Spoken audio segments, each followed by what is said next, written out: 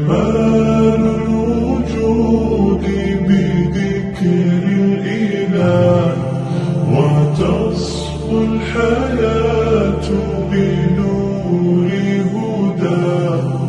جمال الوجود بذكر الإله، وتصفو الحياة بنور هداه.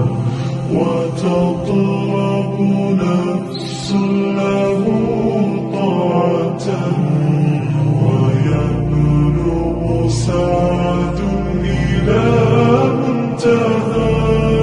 فؤاد شغوف إلى ربه، أحب رضاه أحب لقاه. يظل